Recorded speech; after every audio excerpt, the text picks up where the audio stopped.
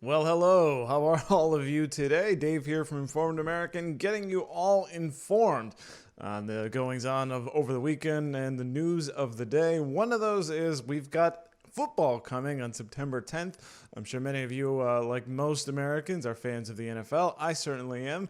And we got a little bit of news of what to expect coming up in the season. We heard of certainly the NBA, where they skipped a playoff game and going after, or I'm sorry, rather, these social justice movements, and certainly everything we've seen about the police, Black Lives Matter, all of that.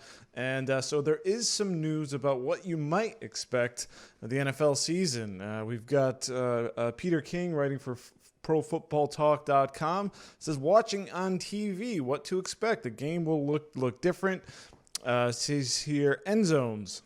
We'll have it takes all of us on the end line and end racism on the other. Now, the end line is basically what you would imagine as basically you have the end zone, and then right at the end, I probably would be either written on the grass or I guess in some of the wall barrier there, that sort of padded barrier. You may see that message there. So on one side, you will see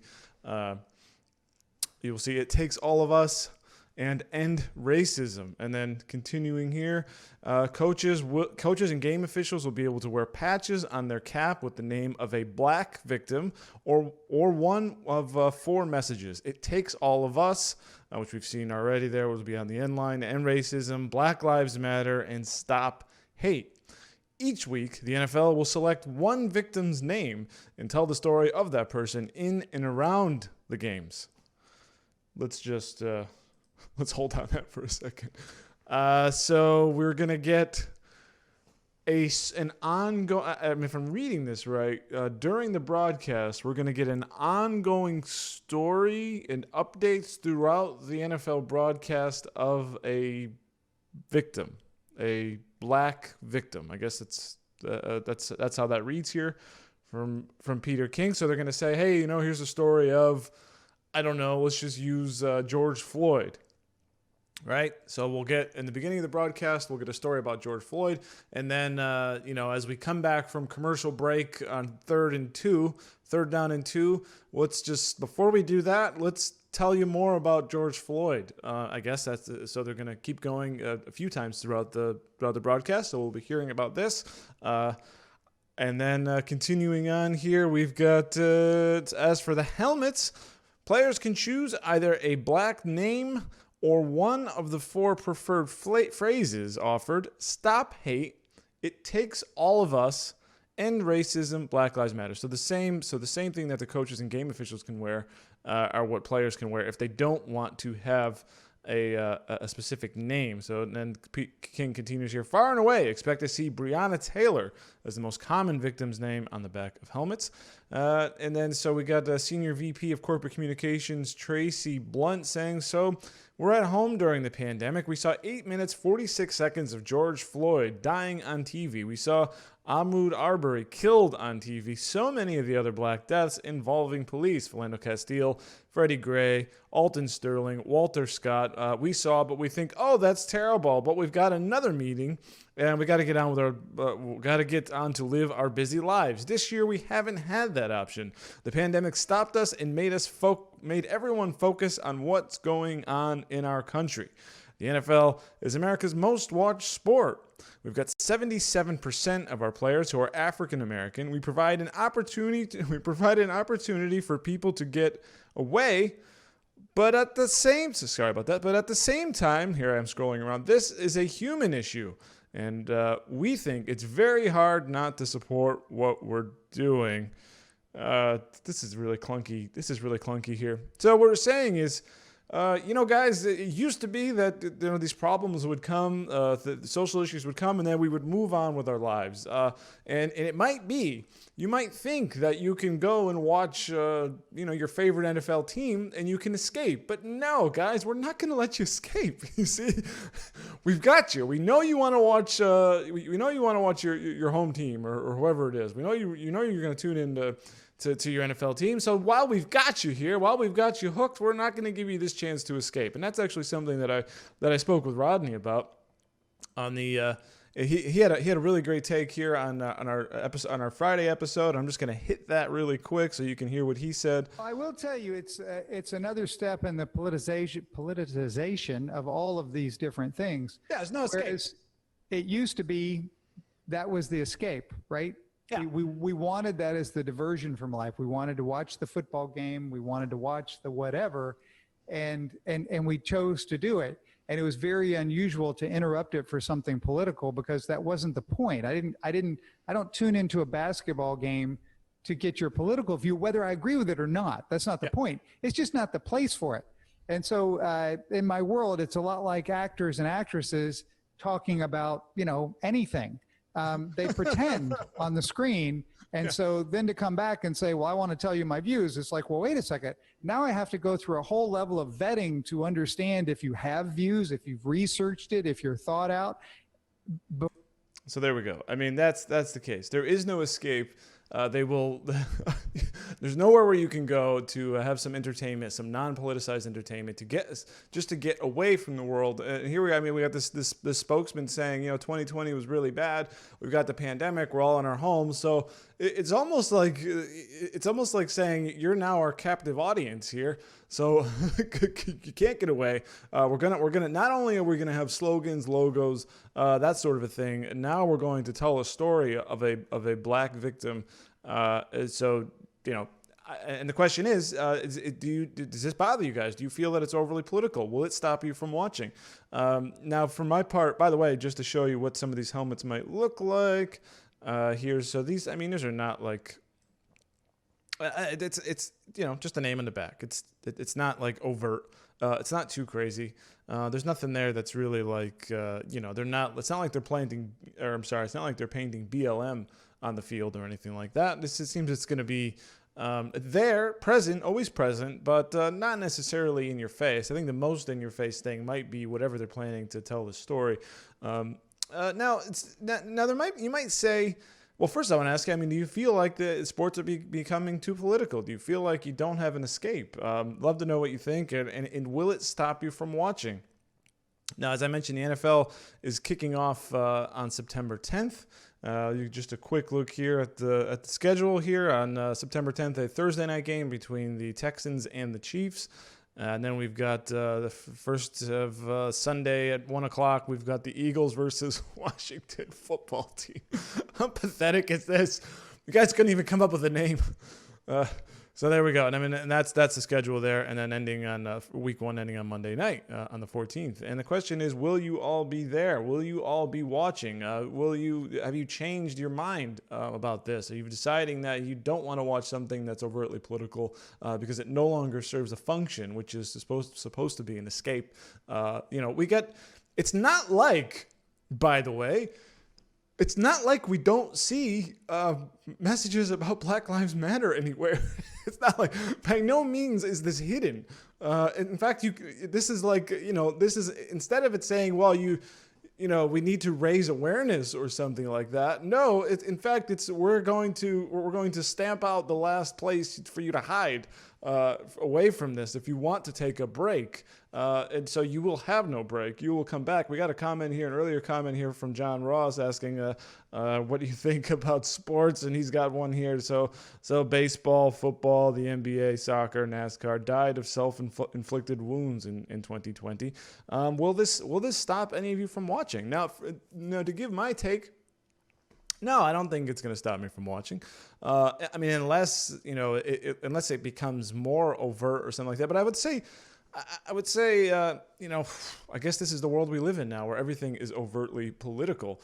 And now, where I might draw the line with the NFL for me is if they start canceling games. That will make me very upset, like the thing they did in the NBA, because ostensibly what you see from the standard held, which is no one should ever die at the hands of the police. Well, that's just forget that. Just ask for the impossible, because it has just I don't know, for all of us to be rich and never die essentially is always, it's just never going to happen. There are bad actors, there are criminals. Some of them every circumstance is different, but in an interaction with armed police, particularly if you're resisting arrest, there are going to be deaths. It's just going to happen. So it's an impossible standard to meet, which means if this standard is fallen, then you never know if they're going to cancel the game. If there's I believe I don't know what the stat was. Unarmed deaths by police, it's I don't know, maybe a dozen or so per year over the last year, maybe averaging about 15, 20. That's I believe for African Americans. So on average, statistically, you can expect about 10, 15 per year. And what happens with it, in other words, it's not like you can ever end it. Even if you completely change the police according to what Black Lives Matter wants, or unless you just completely disarm them and don't arrest people. Whenever there's going to be an arrest, someone resists, or if police are just freaking crazy and using crazy excessive force, this stuff is going to happen. So what happens the next time? They're going to cancel the season. They're not going to play. I think in that case, I think that's where fans might get a little bit ticked off, where now it's not, we've just lost our purpose here. Is our purpose to be social justice, or is our purpose to play football games? So I'd love to know what you all think about the increasing politicization, I think I'm saying that right, of sports, and if it will cause you to tune off or to tune out, or do you just not care? Are you still going to go watch because you like that escape? And if you get a social justice message, you might just many people do agree. It's not like everybody disagrees. Some people don't like it. Some people do like it. But it's more from the perspective of whether you like it or not. In my opinion, is this issue that Rodney and I spoke about. This issue of this is entertainment and escape, and just as much as I don't want to see actors and actresses give their opinion about the world or politics or how they think the world should run, I feel the same thing about athletes. I don't care about their opinion. I get my opinion from other people about that stuff. I don't go to my dentist to get opinions on sports or something like that, or whatever. Everyone has their own niche or their own road, their own expertise, and the thing that I want them for. And I don't really care about this other stuff, So that's where I'm at. I like to have an escape, and you won't allow me to have it. And at some point, I may just tune out, and I'd be curious to know what all of you think. So that is my thoughts on that. I'd love to know what you think. Go ahead and comment below while you're watching here. Let me know what you think, so we can bring these up later. So what are your thoughts on the politicization of sports? Looking ahead just a little bit.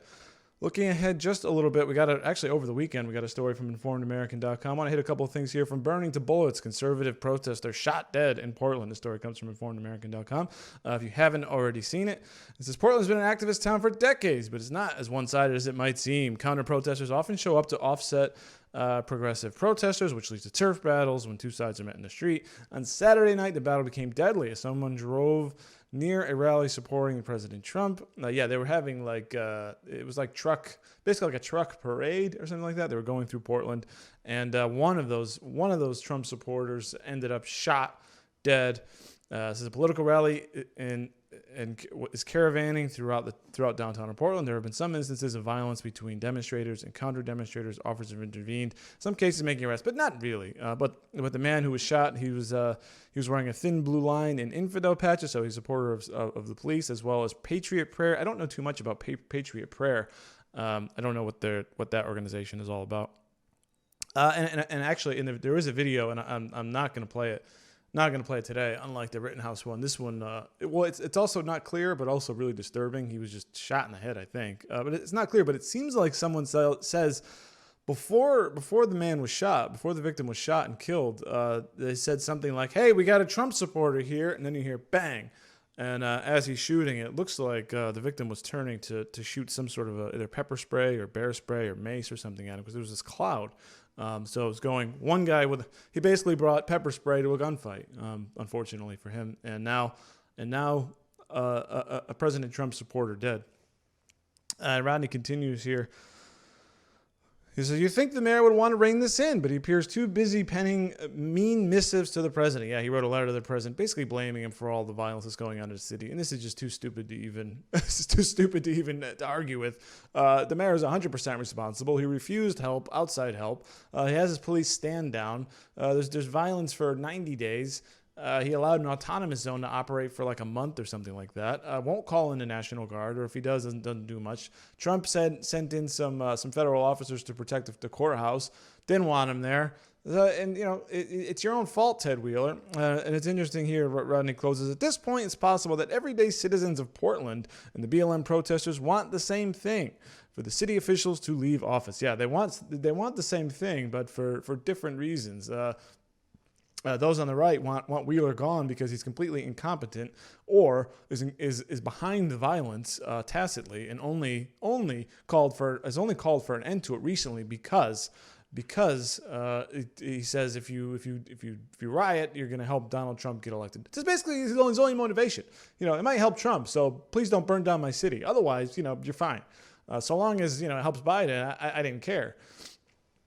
And on the left, they want Wheeler gone too, but not for the same reasons as the people on the right. The people on the right want some law and order in their city and to have some sort of a functioning civil society. Those on the left want Wheeler gone because he's being too supportive of the police. You see, he is in league with the police. Ted Wheeler is, according to them, and we can only get real change unless he's thrown out of office. I mean, it's obviously coming from a place of anarchy.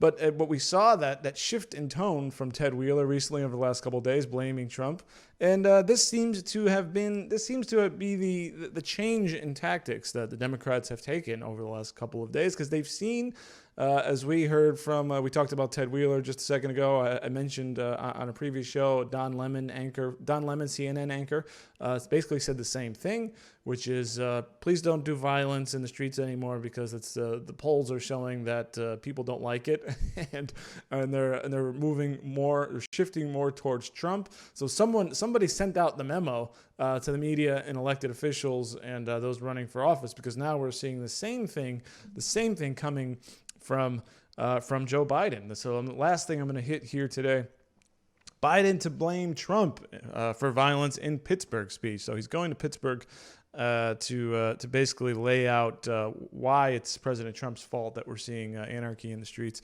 And it's interesting. He says Biden is mounting a more aggressive offense today against President Donald Trump with a rare public appearance Monday. Well, he will say that a second term for Trump will mean more violence in American streets, not less. Does anyone believe there will be less violence in America if Donald Trump is reelected? Because we need justice in America. We need safety in America. We're facing multiple crises that under Donald Trump will keep multiplying. That is an interesting question, but not, this is what it's like. The violence is being caused by left-wingers, by Antifa, by rioters, people like that, anarchists, anarcho-communists, whatever they want to call it. I think this is an organized, basically like the mob. I think they're an organized criminal outfit. That's what I think. And the argument seems to be, if we elect Donald Trump, then this means that Antifa, the rioters, the anarchists, the terrorists are going to keep going. But if you elect Biden, we'll stop. Doesn't it sound a bit like extortion? It's almost like you're being robbed. And if you fight back, well, if you fight back, then you're just going to get more violence. And it is interesting to think of it that way. I mean, it's ostensibly an admission that this is left-wing driven against Donald Trump to tear down the United States, if that's what it is. And if Biden gets elected, then maybe we can call off the dogs. We got a better chance of calling off the dogs.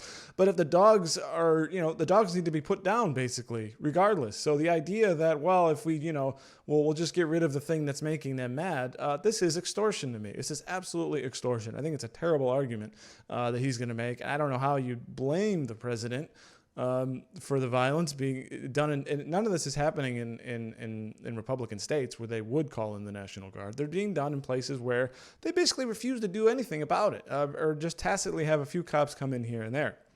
But it is important though to make it to notice, to bring out to all of you the shift in the messaging going on here now.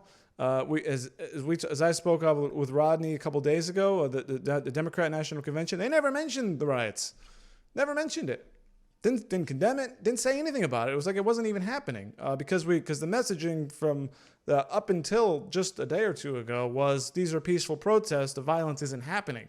Don't, who do you believe? Us, the media, or do you believe your lying eyes? Everything is a peaceful protest. Peacefully, we've been over this. Peacefully lighting fires, peacefully throwing things at cops, peacefully killing people now in Portland. And, but now that they can no longer deny that these things have gone violent. These protests have turned violent. And are destroying the cities that they're happening in. Now it's violence, but it's Trump's fault. That's the new tact. So expect that messaging to remain until something changes.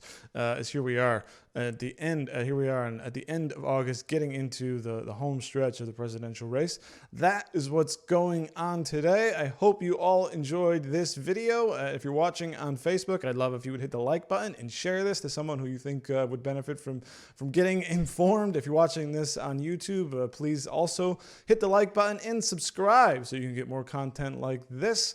Delivered to your mobile device. And always head on over to informedamerican.com where you can get real smart news in your inbox every single day. Thanks so much for watching.